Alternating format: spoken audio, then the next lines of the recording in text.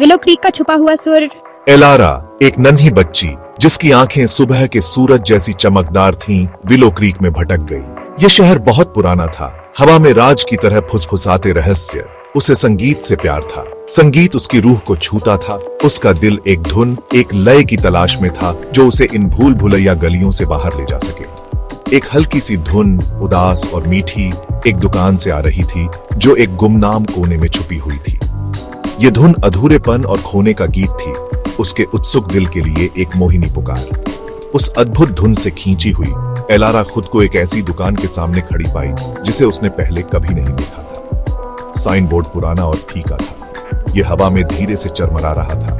मुश्किल से Silas musical emporium शब्द फुसफुसा रहा था। धूल ने खिड़कियों को ढंक रखा था, अंदर की चीजों को छुपाए हुए। संगीत उसे अपनी ओर बुला रहा था। एलारा ने भारी लकड़ी का दरवाजा धकेला। दरवाजा खुलते ही एक ठंडी हवा का झोंका अंदर आया, मानो अतीत की कहानियां सुनाने के लिए बेताब हो। कब्जे विरोध में कराह उठे, मानो सालों की नींद के बाद उन्हें जगाया गया हो। यह आवाज एक पुराने युग की गूंज थी जो अब भी इस जगह में बसी हुई थी।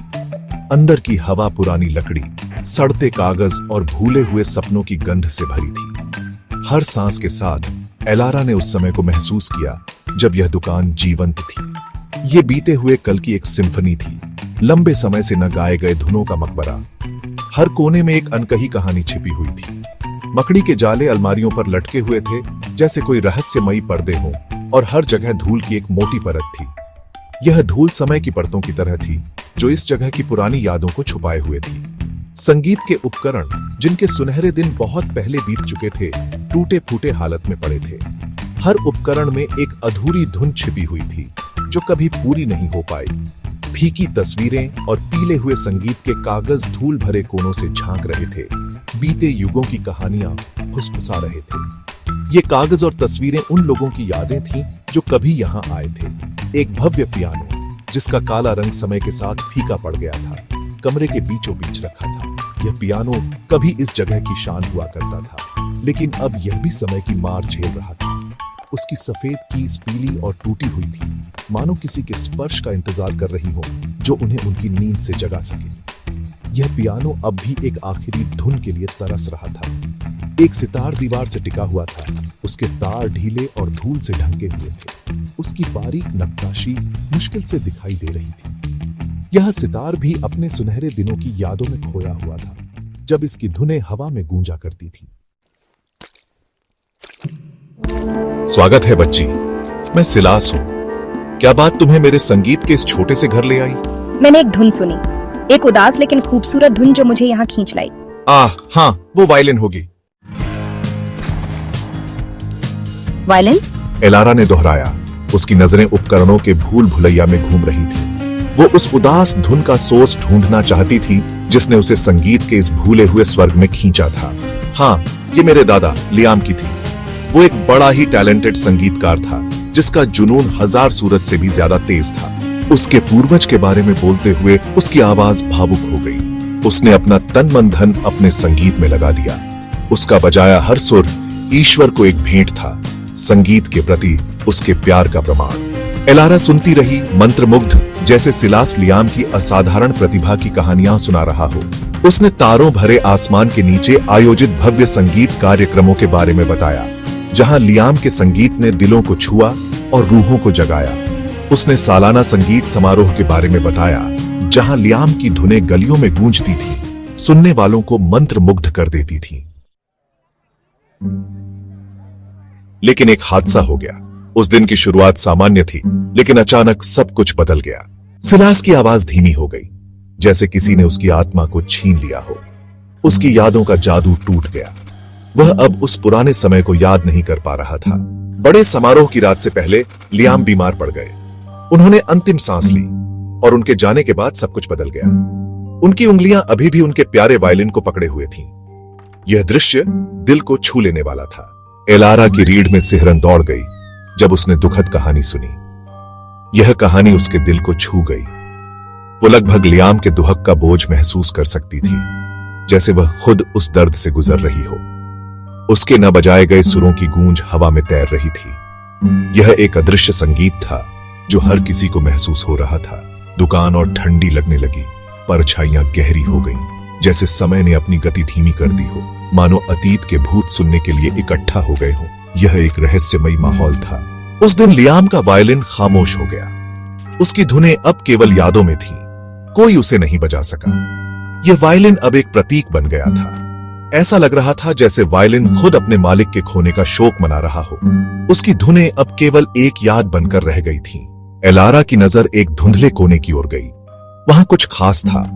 वहां एक धूल भरे मखमली गद्दी पर एक वायलिन रखा था। यह वायलिन बहुत पुराना और अनमोल था। यह बेहतरीन लकड़ी से बनाया गया था। इसके मोड़ सुंदर और मनमोहक थे, जैसे किसी कलाकार ने इसे अपने दिल से बनाया हो। फिर भी इसके बारे में उदासी की एक हवा थी, जैसे यह वायलिन अपने मालिक के बिना अधूरा हो।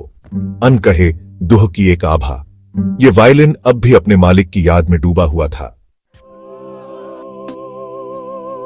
हर साल संगीत समारोह की रात हम इसे सुन सकते हैं। लियाम का वायलिन एक शोकाकुल धुन बजा रहा है, एक अधूरे जीवन के लिए एक विलाप, अधूरे सपनों का गीत। एलारा का दिल खोए हुए संगीतकार और उसके खामोश वाद्य के लिए दुख रहा था। उसने वायलिन के प्रति एक अकठनीय खिंचाव महसूस किया। उसे छूने की, उसकी चिकनी सतह को अपनी उंगलियों के नीचे महसूस करने की इच्छा हुई। क्या मैं? उसने पूछा। उसकी आवाज मुश्किल से सुनाई दे रही थी। सिलास ने मानो उसके विचारों को पढ़ लिया हो, धीरे से सिर हिलाया। एलारा ने ध्यान से वायलिन को उसके स्थान से उठाया। लकड़ी छूने में ठंडी थी, मानो कब्र की ठंड से सराबोर हो। उसने धूल झाड़ दी, जिससे उसका समृद्ध गहरा रंग दिखाई दे रहा था। जैसे ही वह धनुष को तार पर ले आई, हवा में प्रत्याशा का भाव था। पहला सुर जो निकला वो झिझकता हुआ, कांपता हुआ था। यह एक ऐसी धुन थी जो अनिश्चितता और दर्द से भरी हुई थी, जैसे कि वह अपने अस्तित्व के लिए संघर्ष कर रही हो। लेकिन जैसे जैसे एलारा बजाती रही, वायलिन उसके हाथों में जीवित होने लगा। उसकी उंगलियों के स्पर्श से वायलिन ने अपनी खोई हुई आवाज को फिर से पा लिया। धुन वाद्य यंत्र से सहजता से बहती रही, धूल भरी दुकान को अपनी शोकाकुल सुंदरता से भर दिया। हर नोट ने उस जगह की उदासी को कम कर दिया, जैसे कि वह एक नई कहानी बुन रही हो। यह लियाम का विलाप था, उसके अधूरे सपनों का गीत, उसकी आत्मा की गहराई से निकली हुई धुन जो अब एलारा के माध्यम से जीवित हो उठी थी। लेकिन जैसे जैसे एलारा बजाती रही, उसने संगीत में बदलाव महसूस किया। उसकी उंगलियों के हर स्पर्श के साथ धुन में एक नई ऊर्जा का संचार हुआ। उदासी तो रही, लेकिन उसमें आशा की एक किरण थी, अंधेरे में प्रकाश की एक झलक। यह एक नई शुरुआत का संकेत था, एक नई उम्मीद का। टूटी हुई धुन जो कभी विलाप थी, अब लचीलेपन का एक गाथा गीत थी, संगीत की स्थायी शक्ति का प्रमाण। यह धुन अब एक नई कहानी कह रही थी, एक नई दिशा में जा रही थी।